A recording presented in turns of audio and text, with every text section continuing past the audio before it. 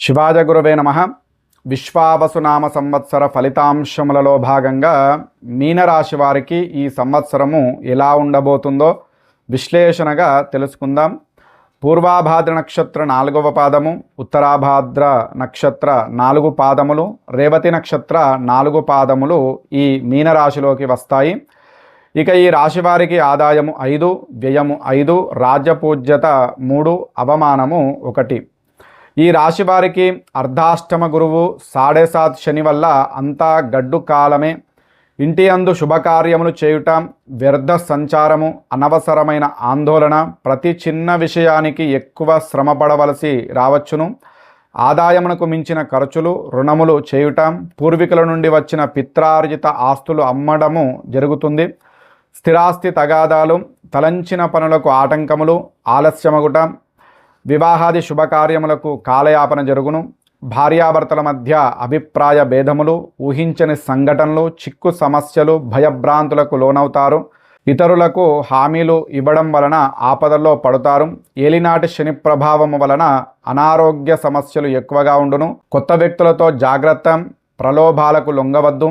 ఇతరుల విషయాలలో జోక్యము తగదు. ఇతరులను నమ్మి ఏ పని అప్పగించవద్దు. ఆలోచనల్లో మార్పు వస్తుంది. ఓర్పుతో మెలగండి. అవకాశాలు చేజారిన నిరుత్సాహపడవద్దు. మీ కష్టము త్వరలో ఫలిస్తుంది. ఆత్మీయులతో సంభాషణ ఉపశమనం కలిగిస్తుంది. వాగ్వాదాలకు దిగవద్దు. సన్నిహితులతో కొన్ని సమస్యలు పరిష్కారమవుతాయి. ఖర్చులు అంచనాకు మించుతాయి. సాధ్యము కాని హామీలు ఇవ్వవద్దు. ఎదుటివారి తీరును గమనించి మెలగండి. క్రొత్త పనులకు శ్రీకారం చుడతారు. ఏ పని చేసినప్పటికీ ప్రారంభమందు ఆటంకములు ఏర్పడిన తరువాత నిదానముగా నెరవేరుతాయి. విద్యార్థులకు చదివినది అర్థం కాకపోవటం మందత్వముగా ఉంటుంది. సంవత్సరము ప్రారంభము నుండి శ్రద్ధగా చదివితే కానీ పాసగుట కష్టము. రెండవ ఛాన్సులో అనుకున్నటువంటి మార్కులు వస్తాయి.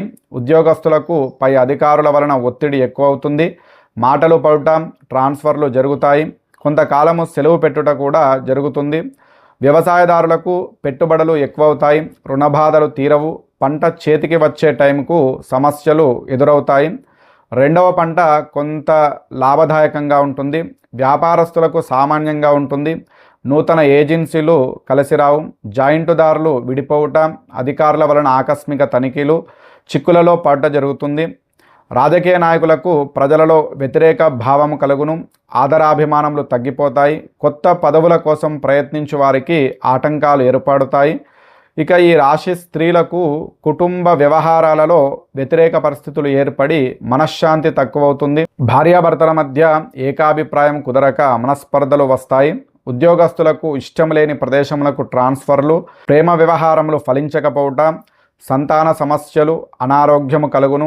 ఈ రాశివారు ఏలినాటి శని నివారణకు శనిగ్రహ శాంతి, గురు రాహువులకు జప దానములు, మాత శివరాత్రి, సంకష్టహర చతుర్థి పూజలు, అన్నదానము చేయటము మంచిది. కుదిరితే లక్ష్మీ గణపతి హోమము చేయించిన శుభ ఫలితాలు కలుగును.